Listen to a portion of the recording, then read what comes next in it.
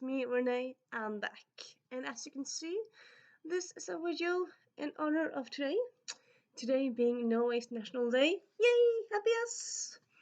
And yeah, you might think like, why would you do a video on today? Like, I'm pre-filming it. I'm not like filming on today.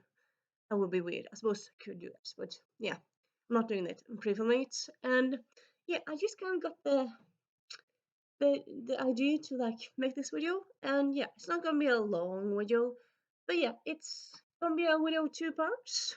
One being books, well, first part being books that exist in English that I kind of wish would be available in Norwegian. Yes, a lot of Norwegians love to read in English, but not everyone does. And yeah, I feel like also Norway is such a small language. We kind of need.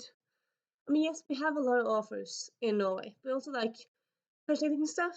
It's also a good part of like Norwegian literacy and Norwegian book lovers community. So yeah, and I also have a few books that are available in Norwegian that I feel like should be translated to English. I suppose also like translated to all languages, but I suppose most likely English because I don't know if a book exists in all languages. I suppose probably the Bible, but like except that I mean the few books are available in all languages. I feel like if books are available in English, then you would kind of reach a lot of people. So yeah, I also kind of well, I suppose I don't know if you do, but if you're curious, I made a Norway book tag a few years ago in honor of this day. So if you want to check it out, you can do that. I'll link it down below. And yeah, let's get to the books. Um, Yeah. First, I'm gonna go with the books that I feel like should be available in Norwegian. I suppose the easy answer to this one is kind of all the good books. But yeah, I mean that's not gonna happen. I suppose you can do that because, but if you do that, the translators would never stop translating, and like they kind of need breaks and whatnot. So I suppose maybe you could just kind of hire more translators. I suppose. But still, yeah, you can't translate all the books. That would be a nightmare, wouldn't it? Would it? I don't know, because I've yeah, rambling me, but yeah, I did notice last year when I went to Denmark, they have quite a lot more books translated to Danish than we have Norwegian. So I don't know if that's because they like to read more, if that's because they have less Danish authors or more translators. I'm not quite sure how the thing works, but yeah.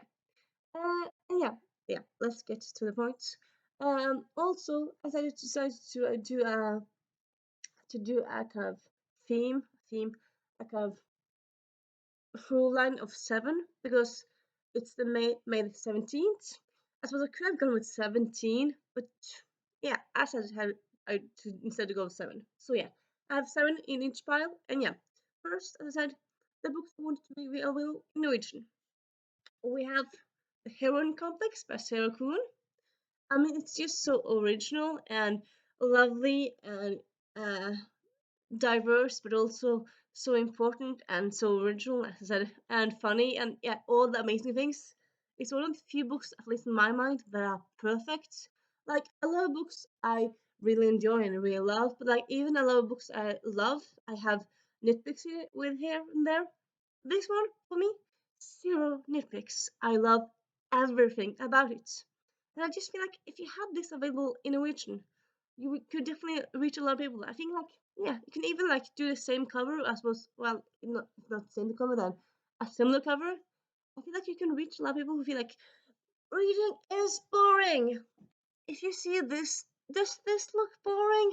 No, it's action packed and cute and colorful as hell.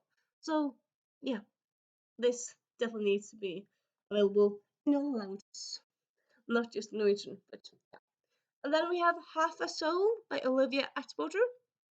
I mentioned in another video recently, but yeah, this is just a great romance, regional romance with fairy aspects to it, and it's not a long book at all. Like I suppose it looks kind of long, but it's not like it is 230 pages, so yeah, quite a quick read. And yeah, again, I feel like a lot of people who feel like they don't like to read, I feel like they might like to read if they pick up this book, because I feel like, honestly, I feel like a lot of people don't like to read, or like they don't like to read because they just haven't found the right books. And I think like some people might be able to read Norwegian in English, but they might like more. They might be more likely to pick Norwegian book Norwegian. I suppose. I suppose also like Norwegian bookstores and libraries have much more books in Norwegian than English, obviously. So yeah, and yeah, this one definitely. Then we have A Wizard's Guide to Defensive Baking by T. Kingfisher. Amazing read. Uh, Everyone needs to read it, but also yeah. Again, I suppose this is kind of like, I would say maybe a through line for these books. I kind of they're all original in different ways. Like I feel like yeah, I kind of want them to be available on all languages, or like available everywhere, because they're just amazing reads that everyone needs to check out, or like deserves to check out. And yeah, and then we have The Clockwork Scarab by Colin Gleason, the first in the series. So it was yeah, when I'm saying this, I'm saying the whole series. And yeah, this time travel, but I feel like I love so much how the time travel in this series is kind of a C plot and an A plot. So it's just because there's so much happening in the series, so the time travel, it's not that big of a deal. Yeah, it's just an amazing, amazing series. Yeah, needs to be available for everyone, or Norwegians as well, in Norwegian as well. Then we have The Named by Marion Curley. I gush about this all the time, so I'm not gonna say that much more because you already know how much I love this. Also, kind of fun fact: the first book by Marion Crowley, Old Magic, is available in Norwegian, but her other books are not. I suppose people read the first book and then maybe they just didn't buy the first book that much, but like, why would that happen? I don't know, it's a bit weird. But it's also like I still see Old Magic in libraries here and there. And I don't know if you know this, but like libraries, everywhere, at least Norway, they have to kind of do library sales every now and then, because I mean there's new books coming out all the time. So if a book is still in shelves after uh 20 years, that means it's a book that's often borrowed out. That's people often request. So yeah, I mean, shouldn't that kind of give a hint to publishers that you should check out more of Marion Curley books? Anyway. Love is for Losers by Vibeke Brueggemann. Again, amazing, amazing book. Needs to be available in Norwegian. It's hilarious. I laughed so much I peed a bit. And that's the honest to God truth. And yeah. And then, uh, that's not right, because this one is actually available in Norwegian. Actually, no. Yeah, I'm going to fix it, change it around. And then I'm going to say A Caribbean Heiress in Paris. This just came out last year. And often, at least, sometimes it takes a while before things are translated. So sometimes if things is hugely popular, it takes not that long. But still, at least it's an amazing book. Definitely should be available in Norwegian as well. And then we have Norwegian books I feel like should be available in English. So the first one here, Candy's Crush, came out last year. It's a middle grade story all about summer love, summer crush. The main character is 13, 14. She's never had a kiss and like boyfriend, so I suppose it's a yeah, I would say it's a middle grade, more of like how it's written than like because the age. Because I mean, in the beginning of the book, she's 13, so like she's a teen, but I would say kind of. I would say you could easily be like 9 or 10 and read this and enjoy this. I mean, it's more about first kisses than like first sexual encounter or like first alcohol thing. It's very sweet and naive. It's kind of, also I would say like this because it's a trilogy, and this being the first book, you know, very much the summer vibes. It's just like focusing on lazy days, strawberry, first love, and yeah, lovely story. It's a big hit in Norway. It's already out in Swedish, Danish, and I believe also Icelandic. So yeah, it's been out in some countries. I don't think it's out so far as yet in English, but I feel like it definitely deserves to do that as well. And then we have Sofienberg Mysteria by Tommy Ueland.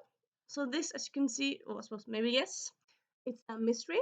It's a cozy crime. So the uh,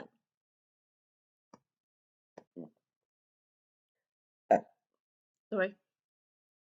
So there's a crime going on at the old people's home, and the people who investigate are is a retired cop and his grandson, who's in a wheelchair. Who's supposed to kind of have that kind of underdog feel because it's private eyes or private eyes, private citizens who's doing most of the investigation, not police, and it's very funny and heartwarming, and yeah, definitely book I quite recommend, and hope gets available in other languages. And then we have more like a concept than a book, but yeah, so it's kind of like the series of 200 pages. So Kagge, it's a Norwegian um, it's a Norwegian publisher, and they have lots of non-fiction books. And among them, they have this series where they have like different topics in 200 pages. So they go like introduce you into a topic. It's meant for like I would say adults, but I suppose you could read this also like if you're 15, 14, 16, because it's like yeah, it's kind of it's not supposed to be very very academical. It's not supposed to be an easy topic, easy way into a topic. And also there's also quite a lot of like pictures here and there, so it's I suppose it's more like 150 pages than 200 because a lot of the pages are filled with pictures instead of words. But yeah, it's just a great really introduction into a topic. And I feel like yeah, I really like nonfiction. I feel like a lot of nonfiction are quite like heavy big books, or they're like written for kids and just so thin and I don't really go into it at all.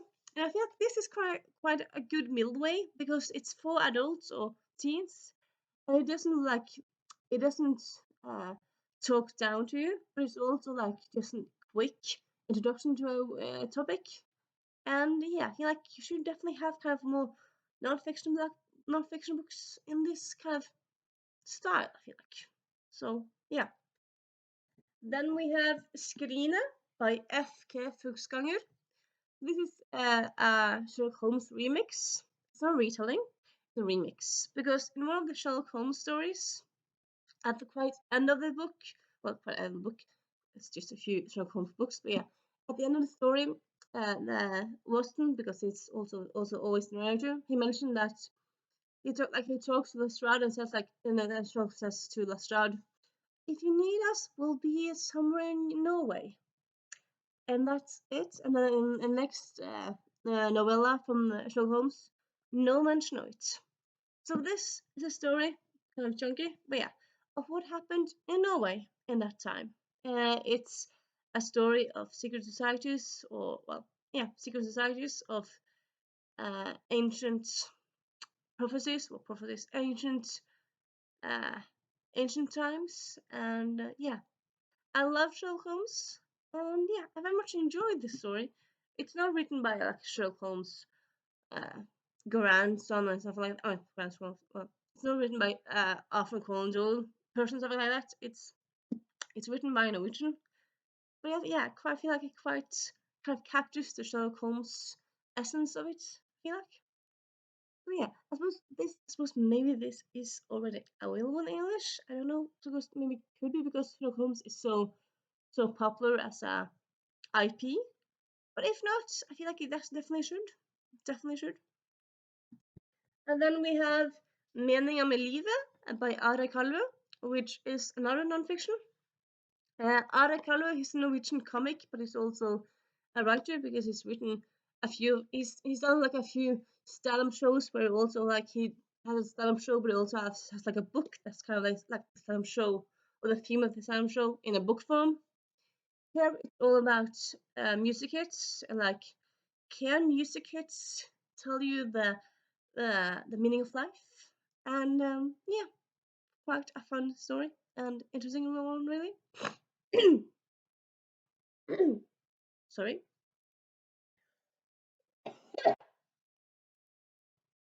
Sorry. And then last but not least, we have article book again, Bibeln 2, which translates, as you might have guessed, to the Bible 2, or the sequel.